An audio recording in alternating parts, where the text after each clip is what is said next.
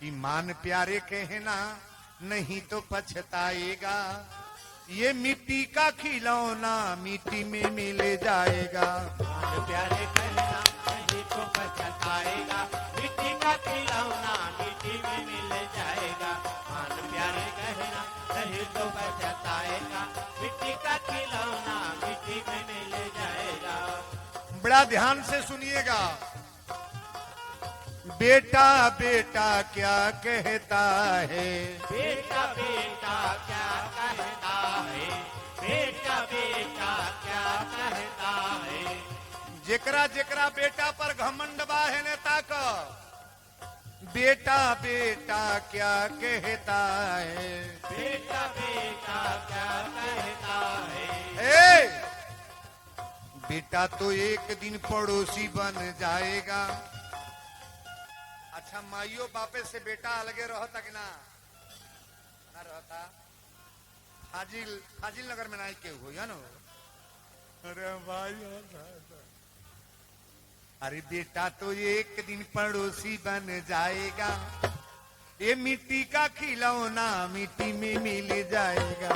मान प्यारे कहना नहीं तो पछताएगा, मिट्टी का खिलौना मिट्टी में मिल जाएगा। मान प्यारे कहना नहीं तो पछताएगा, मिट्टी का खिलौना मिट्टी में मिल जाएगा। बेटी बेटी क्या कहता है, बेटी बेटी क्या कहता है, बेटी बेटी क्या कहता है। बेटी को एक दिन जमाई ले जाएगा, बेटी को एक दिन जमाई ले जाएगा, ये मिट्टी का खिलौना मिट्टी में मिल जाएगा। मान प्यारे कहना नहीं तो पछताएगा, मिट्टी का खिलौना मिट्टी में मिल जाएगा। मान प्यारे कहना नहीं तो पछताएगा, मिट्टी का खिलौना मिट्टी में मिल जाएगा। पड़ोसी पड़ोसी क्या कहता है, पड़ोसी पड़ोसी क्या कहता है, पड़ोसी पड़ोसी क्या कहता है। ए, घर के बगल वाले लोग क्या करेंगे?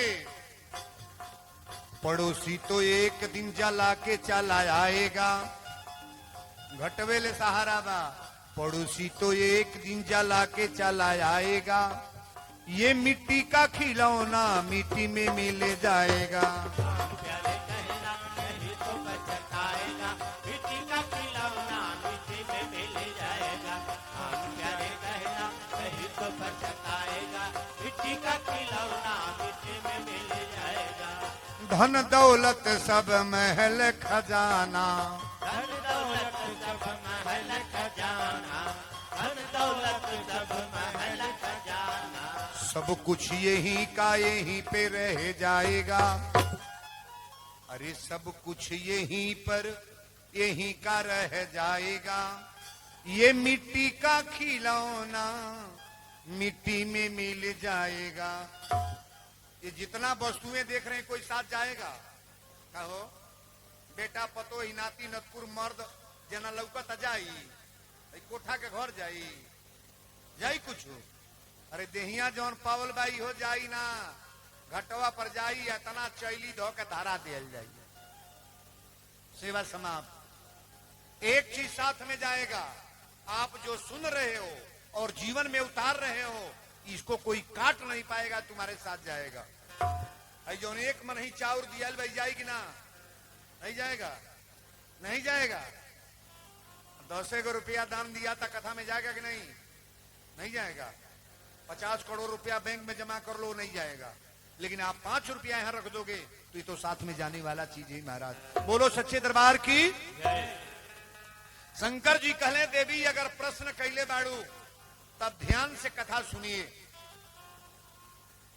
अयोध्या एक जगह है उत्तर प्रदेश में, अब पश्चिम से पूर्व पड़े सरजू मैया बहल बड़ी, वही जू के रहे वाला चक्रवर्ती नरेश दशरथ जी महाराज रहले। बोलो श्री दशरथ जी महाराज की। अयोध्या के रहे वाला दशरथ जी रहले। आ दशरथ जी के 3 गो रानी रहली। दशरथ जी के को गो औरत रहली? बोलल करी है 3 गो। दशरथ जी कबो पुत्र खातिर चिंता कैले रहली, कबो ना। एक दिन चिंता करते हमारे शंकर भगवान माता पार्वती से बता रहे हैं, देवी सुबेरे के गल सांझी के जब दशरथ जी घरे अले तो शाम के बेरा कौशल्या जी रोवत रहली। दशरथ जी कहले, रानी हमरा सामने तू आज रोवलू ना, आ तोहरी आंख में आंसू रोला के कारण। कौशल्या कली, स्वामी आज हमारी है प्रश्न बा, रौरी नाई रहला के बाद हमरा घर में चिराग के जलाई, रौरी नाई रहले के बाद अयोध्या में राजा के बनी, रौरी नाई रहला के बाद हमरा अयोध्या के राजधानी के मलिकई केकर होई। दशरथ जी जीवन में चिंता ना कैले, एक बार चौपाई खड़ा होती है इनसे कि एक बार भूपति मन माही, एक बार भूपति मन माही, एक बार भूपति मन माही, एक बार भूपति मन माही, एक बार भूपति मन माही, भई गलानी मोरे सूतनाही, भई गलानी मोरे सूतनाही, भई गलानी मोरे सूतनाही, भई गलानी। बोल दिए अयोध्या धाम की, बार बार नहीं, एक बार भूपति मन माही, अब भई गलानी मोरे सुत। गलानी माने चिंता, असुत माने पुत्र। दशरथ जी के जीवन में चिंता भइल कि आज ले हमरा औलाद ना भइल, आज ले हमरा एगो बेटा ना भइल, हमरा घरे एगो पुत्र ना भइल। कौशल्या के रोवल देखी कारण है जो बनता, एक बार भूपति मन माही, अब भई गलानी मोरे सुत नाही, गुरु गृह गयऊ तुरत महिपाला। पढ़े लिखे लोग पंडाल में बैठे हैं, गुरु दो अक्षर में लिखा गया है, गुरु को अक्षर में लिखा गया है दो अक्षर, गु माने अंधकार और रू माने प्रकाश। गुरु वही के कहल जाला कि चेला अगर अन्हारे पड़ल बने तो उनके प्रकाश में ले आवा। दशरथ जी केकरी दरबार में गए, गुरु की। हाँ, अच्छा बताइए, जो डॉक्टर नहीं करेगा वो गुरु करेंगे कि नहीं करेंगे? नहीं करेंगे। डॉक्टर बच्चा नहीं दे सकता है, लेकिन गुरु जी नहीं देंगे, नहीं देंगे। अरे गुरु की महानता भगवान से लगाव होता है ना। माता पिता प्रभु गुरु की बानी, अब बिनु विचार करिए शुभ जानी, चारों का स्थान बराबर है। माई के माना तबो भगवान, पिता के माना तबो भगवान, गुरु के माना तबो भगवान, अब भगवान तो भगवान है, ये चारों स्थान बराबर है। दशरथ जी गुरु के दरबार में गए, गोड़वा पकड़ के रोवे लगले। सुख दुख सुख सब गुरु ही सुनायो, आ कही वशिष्ठ बहुविधि समूह जायो। दशरथ जी गोड़ पकड़ के रोवे लगले, काहे खातिर? ते एगो बेटा खातिर। को लड़का मांगे गल बना कहो एगो, लेकिन गोड़ पकड़ के जब रोवे लगला तो वीरेंद्र बाबा भाव दियली, आरी गुरु है गोसैया रउआ, परिले हम पैया, रउआ जनते बनी। बोलो गुरु देवता की। अरे रउआ जनते बानी, रघुकुल के सागर रो कहानी, रउआ जनते बानी। रघुकुल के सागर रो कहानी, रउआ जनते बानी। रघुकुल के सागर रो कहानी, रउआ जनते बानी। गुरु है गोसैया रउआ, गुरु है गोसैया रउआ, परिले हम पैया, रउआ जनते बानी। ए रउआ जनते बानी, रघुकुल के सागर रो कहानी, रउआ जनते बानी। रघुकुल के सागर रो कहानी, रउआ जनते बानी। रघुकुल के सागर रो कहानी, रउआ जनते बानी। घरवा में भरल बाणे सोनवा से चानी, घरवा में भरल बारे सोनवा से चानी। घर ही में बाड़ी हमरा तीन तीन गोरानी, घर ही में बारी हमरा तीन तीन गोरानी। अवधा के लोगवा हमके कहेलनी संतानी, रहुआ जनते बनी। गुरु वशिष्ठ के पैर पकड़ के दशरथ जी फूट फूट के रोवे लगले। जे राजा बाबू नहीं कही रोई, दशरथ जी राजा है, लेकिन काहे खातिर रोता? धन खातिर का हो, संपत्ति खातिर, एगो औलाद ना रहले। दशरथ जी जब रोवे लगले तो वशिष्ठ जी कहले राजा ना आप पहले रोवल बंद करी, सुख दुख सुख सब गुरु ही सुनायो, आ कही वशिष्ठ बहुविधि समझायो। दशरथ जी को लड़का मांगे गल बनी एगो, आ गुरु जी को देवे जाता नहीं को हड़ाक दे 4 गो। अब यहां से आपको प्राप्त न हो, सारा दुनिया घूमते रहो ना। तुलसी बाबा लिख रहे हैं, धरहु धीरी होई है निसूत चारी, धरहु धीर होई है निसूत चारी। धरहु धीर होई हनि सुत चारी, त्रिभुवन विदित भगत भो हारी। राम जय राम जय राम जय जय राम राम राम। जय राम जय जय राम। बोल दी यज्ञ भगवान की। मानस की चौपाई बड़ा प्रेम से पढ़ने का प्रयास करोगे आप।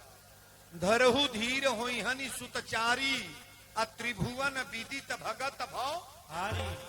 4 गो पुत्र रौरा हुई हैं, चारों तेजस्वी पुत्र। पहले रौराई बताई, बेटा ढेर ठीक है कि एके गो? वीरेंद्र बाबा के कहले के मतलब समझ ले। अच्छा तो एके गो बेटा होखे लायक बनो, तो ऊ निमन बा कि 4 गो होखे चारों कुलाए? निमन कौन बा? एगो। और एक बात गौर करना, जितने पढ़े लिखे लोग हैं, लड़के को खेत न दें, गाड़ी मत खरीदें, मोबाइल मत खरीदें, रुपया न जमा करें, अपने बेटे को केवल आप संस्कार पढ़ाओ। संस्कार, अगर संस्कार दे करके मर रहे हैं तो आपके मरने के बाद बेटा गाड़ियों किन ली, घरों बनवा ली, रुपयो जमा कर ली, एकदम गांव में चमाचम रही। हाँ तो बाबू बाप एक सिरजा के गोल बेटा बड़ा लायक। अब बेटा के कंपाइन कीन दो, ट्रक कीन दो, बस कीन दो, 4 गो दुकान खोल दो, सगरी व्यवस्था कर दो, एक के चीज न दो संस्कार, तोहरी मुहले के देरी बा धीरे धीरे सजी बिका जाई। अच्छा तो ये एरिया में बेचे वाला बेटा बाड़ा कि ना? फाजिल अगर में कोनो बेचते ना हो, धुर धुर बिका गए है बाप। संस्कारित पैदा करो। और एक बात और बताइएगा, संस्कार स्कूल में पढ़ाया जाता है? नहीं। विद्यालय में संस्कार पढ़ाया जाएगा? जी नहीं। किसी यूनिवर्सिटी में पढ़ाया जाएगा संस्कार? और कथा के पंडाल में? यहां तो संस्कार पढ़ाया जाता है। और वीरेंद्र की कथा तो टोटल संस्कार। अगर संस्कार नहीं है तो कथा में आकर बैठने का प्रयास मत करो आप।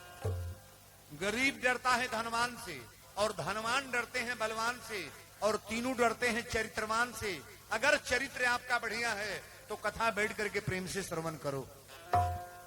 हमें जे अपने सासू का घर आवेला कहत तारा गोड़े पर गिरतनी, अपने सासू का उल्टा बोलल छोड़ दो, कबो गारी न दी है।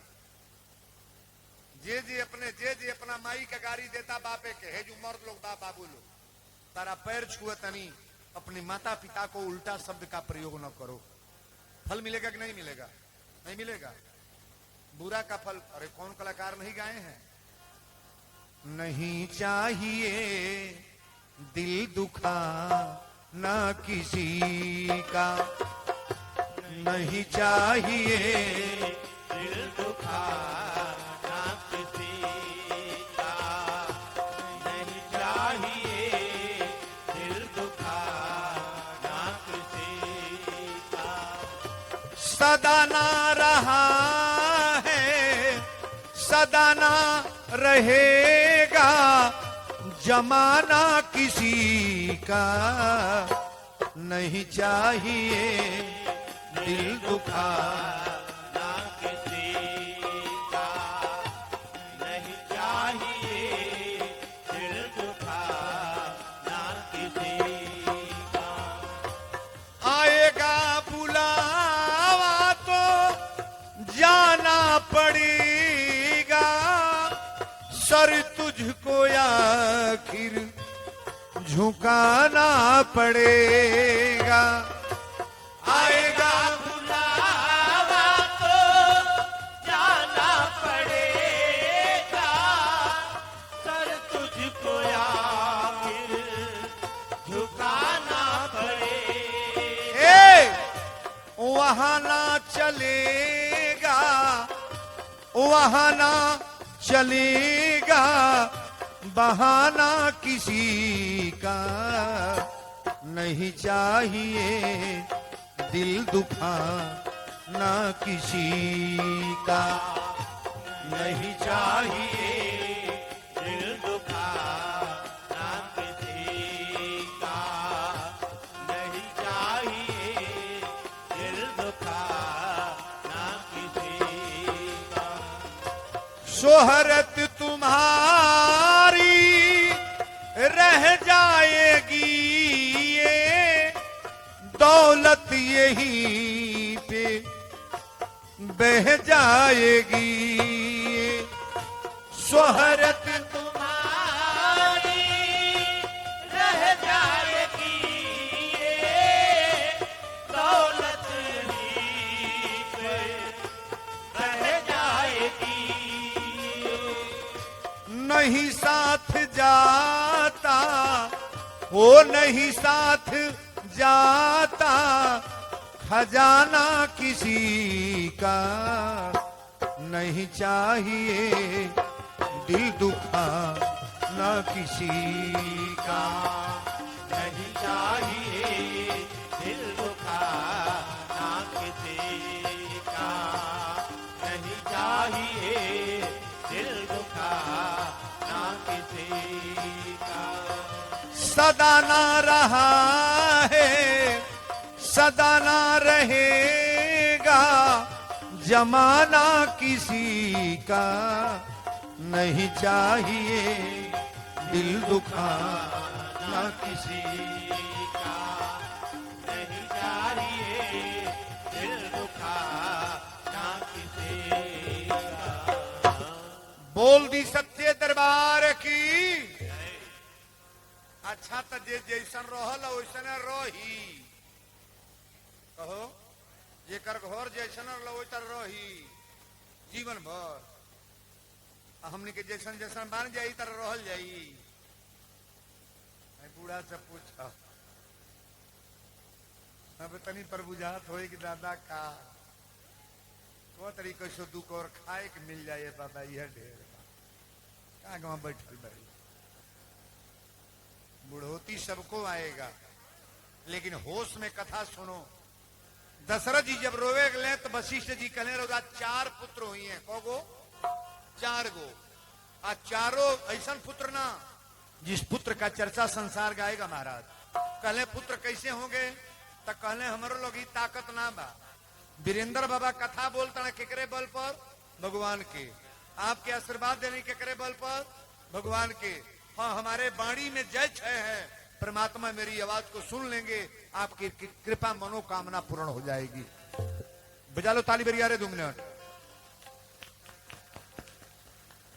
कहले पुत्र कैसे हुई हैं तो बाबा लिखले इतने बड़ा कार्यक्रम किसी को लगा दिया जाए अपने घरे हर साल करा लिए हैं मैं मान के पूरा मार्केट इलाका के लोग करा रहे हैं तो जग हो रहा है। ये जो तुलसी बाबा लिखली श्रृंगी ऋषि वशिष्ठ बुलावा, पुत्र काम शुभ यज्ञ करा आवा। राम जय राम सिया राम जय जय राम, राम जय राम सिया राम जय जय राम। भगति सहित मुनि आहुत दीन, प्रगटे अग्नि चरु करित बली इन्हें। राम जय राम सिया राम जय जय राम, राम जय राम सिया राम जय जय राम। बोल दी यज्ञ भगवान की। बड़ा गौर से कथा को सुनिएगा। श्रृंगी ऋषि वशिष्ठ बुलावा, पुत्र काम शुभ यज्ञ करावा, भक्ति सहित मुनियाहुत दीन्हे, अब प्रगटे अग्नि चरुकर तब। जब आहुति दिहल गई न प्रेम से, त अग्निदेव महाराज हब के प्रसाद लेके ले। हब माने खीर। जग होला तो खीर निकले, खीर बनावल जाला। खीर के प्रसाद लेके ले आई है। प्रसाद आज वशिष्ठ जी द्वारा श्री महाराज चक्रवर्ती नरेश दशरथ जी को दिया जा रहा है।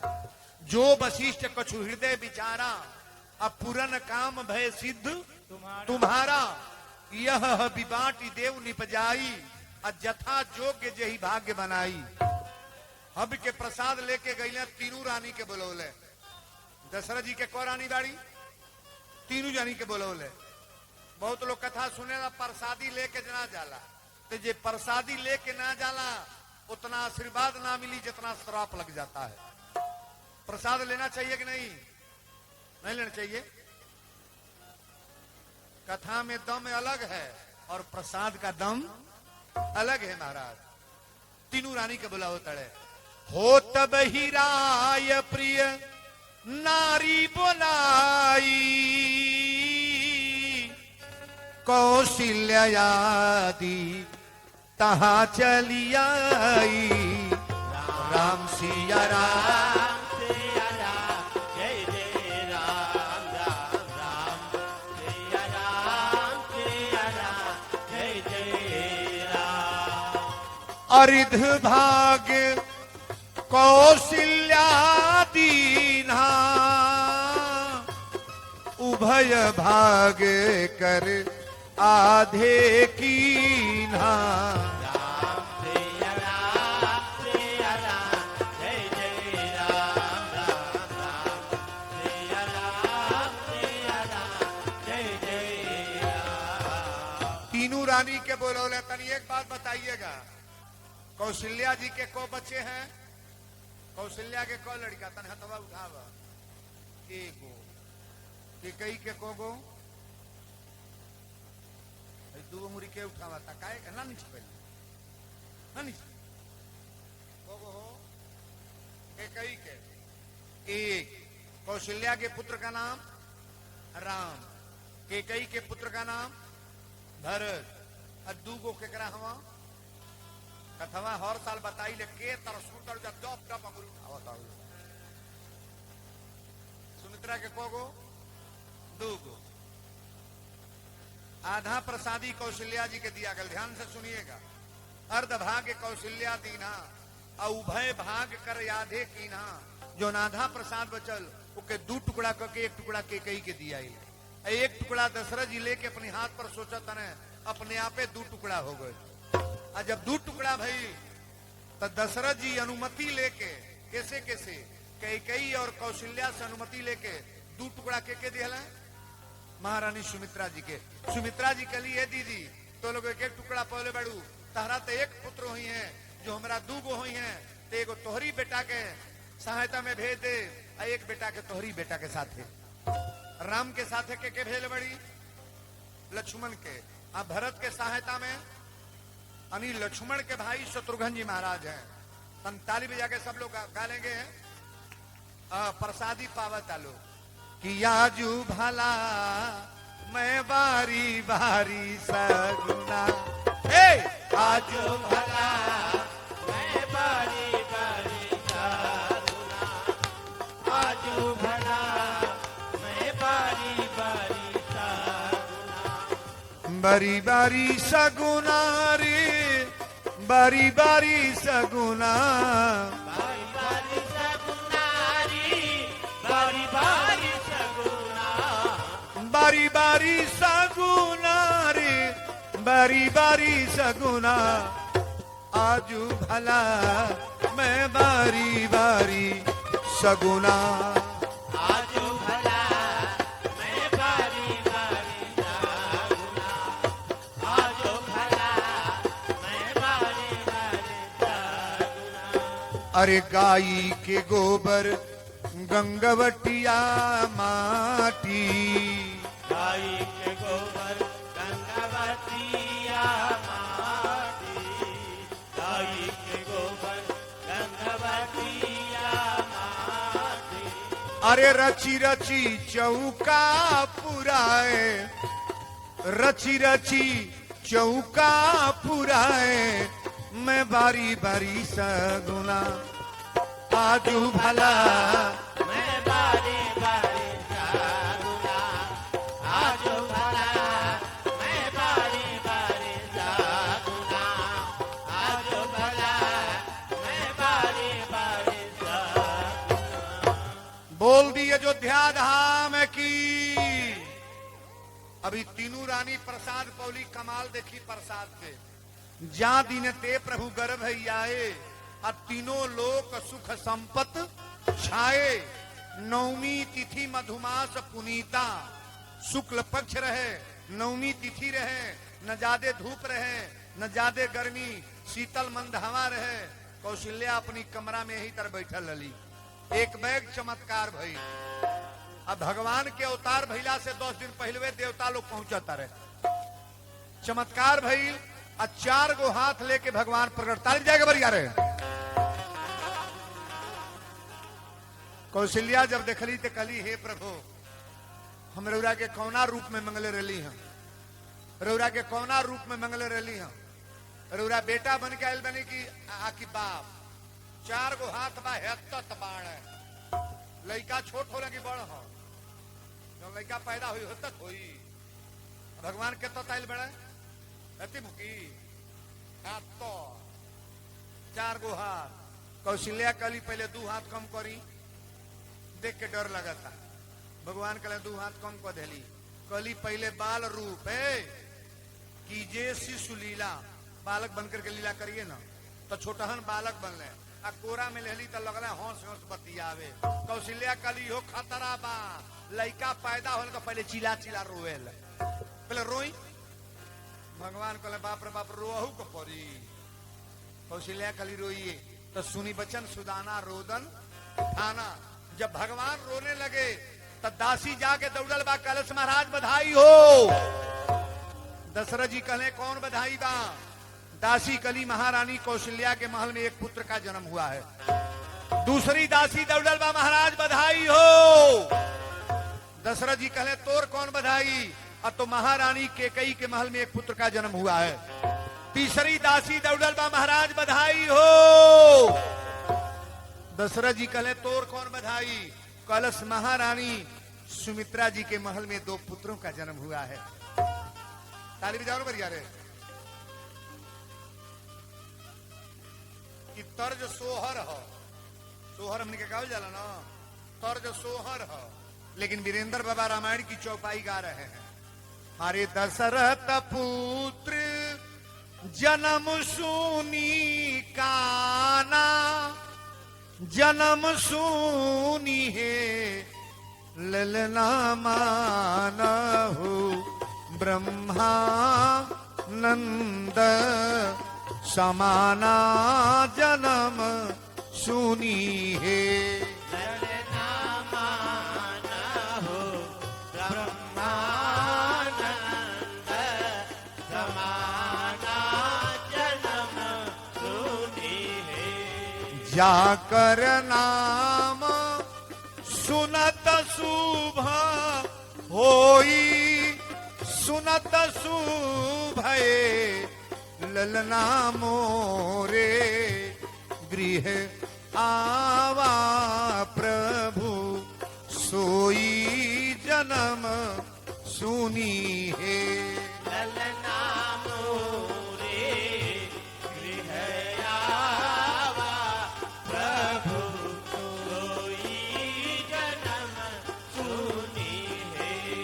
परमानंद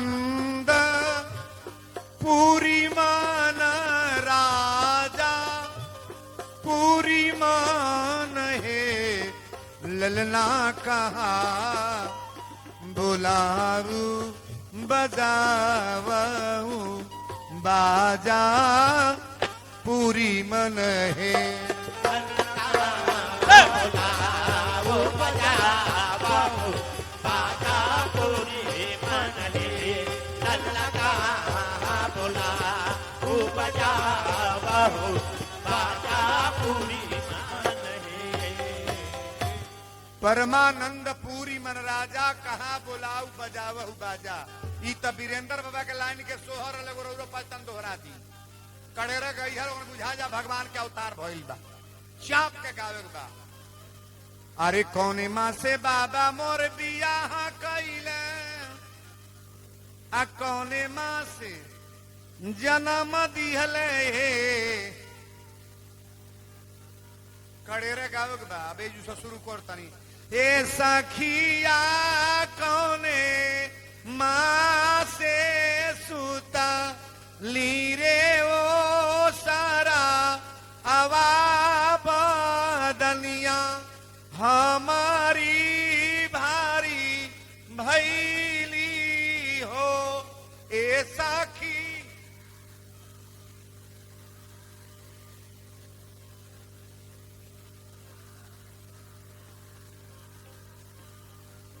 बंद करवा लोग, बंद करो। तर सोहर का भाई मुझे तो है मैं तेरे रोवा लगा तर सोहर का वाला है। 2000 लोग स्कूलवा में बैठल बा, आप लोग भी बोलिए कच के।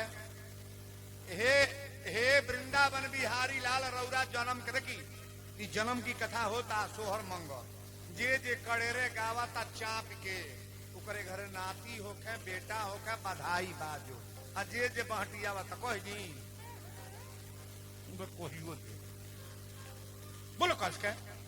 हे सखिया कौने माँ से सुता लीरे वो सारा हवा बदनिया, हमारी भारी भैली हो ए सखिया।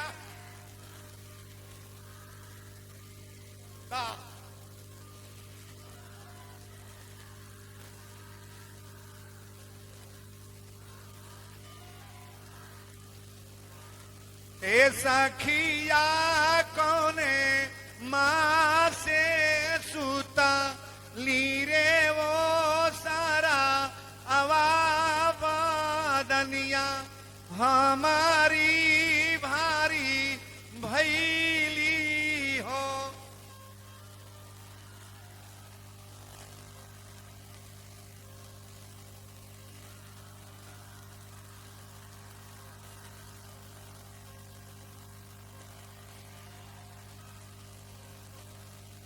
सब जने हाथ उठाई एक पैर ताली बजाइए बढ़िया रे। अच्छा बताई भगवान के जहिया जन्मोत्सव भई अयोध्या के लोग नाचल कि ना नाचल? आज भगवान के जन्म भइल बा त फाजिल नगर के लोग नाची कि ताकी?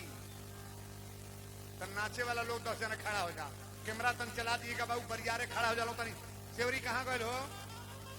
कौन और गोल को दया के नाच ले तब जाइए ना उन्हें। अरे बारे ललना हो गड़गड़ा के नाचे के बाद पंडाल एकदम करता करता मच जा। का नाम बा?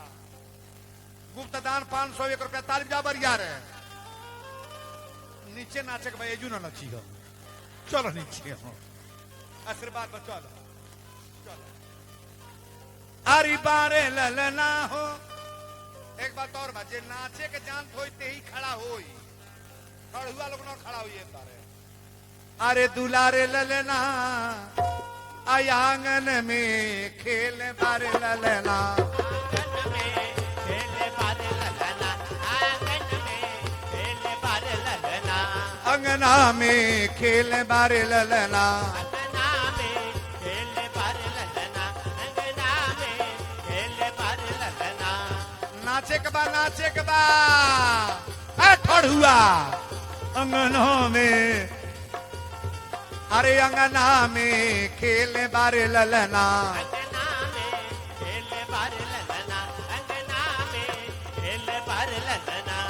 धगरिनी बोलावा नार कटन के, घगरीन बोलावा नारा कटन के, घगरीन बोलावा नारा कटन के। भगवान के जन्मोत्सव में जे नाचेला ओकरा द्वार पर नाच होला। उठाला हाथ पर यारे ताली बजा के।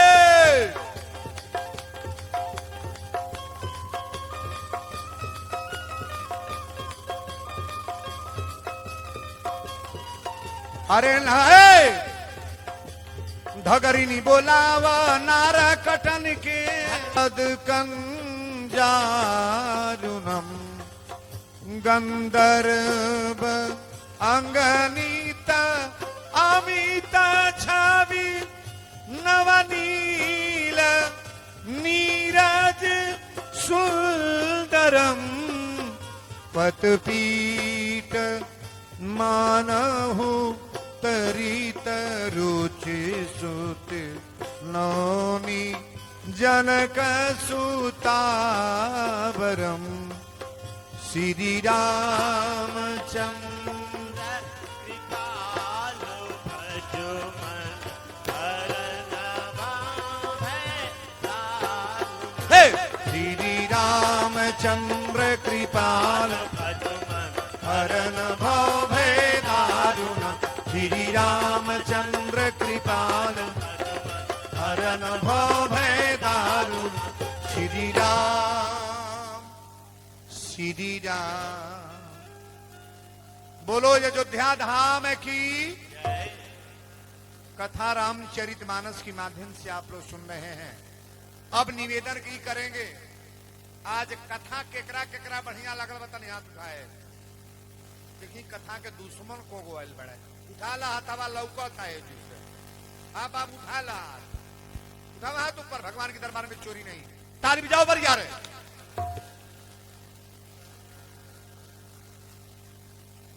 पुरुष वर्ग के लोगों से एक निवेदन करते हैं हम। कुछ भैया लोग कथा सुन करके धीरे से निकल जाते हैं। रौरा दान दे या चाहे मत दे, लेकिन पंडाल छोड़ कर जैया भगवान की अवतार भई। बड़ा हल्ला बा बड़ा हल्ला। 500 बेना भी है और डोमुआ का कोई दिया बना। हमारी बहुएं जो बैठी हैं ये मेरे तरफ से लाख लाख आशीर्वाद। ताली बजानो बढ़िया रे। इतना गर्मी पड़ने के बाद इतना काफी भीड़ और सभी लोग प्रेम से कथा को श्रवण कर रहे हैं। भगवान के न्यौछावरी तनी 1 मिनट हियो को कोई दी बैठा है। आइयो बैठा है। बैठा ली माई के दे चल नहीं जाता तब वो हमारा कथा के दीवाना बालो बोलो। हटिया पर जौन बूढ़ी हो तो भीतर शुष्कत हो कि हम देख नहीं पोनी बाबा के। बाबा के खाली आधा लोग तो देखे वाला कैसन बानी वीरेंद्र बाबा तो देखे के नहीं बा। मोबाइल में कप देता वीरेंद्र तिवारी टप दे आए निहारल कर दिन भर। ये तो मान लीजिए मंच की कथा है, गांव में हो रहा अपने मार्केट में, लेकिन आप जहां की भी कथा मेरी है, गोरखपुर, दिल्ली, पंजाब, बंबई, बिहार, लखनऊ, जहां का भी मेरा प्रवचन है, आपके मोबाइल में सारी कथा लोड है। बोलो सच्चे दरबार की।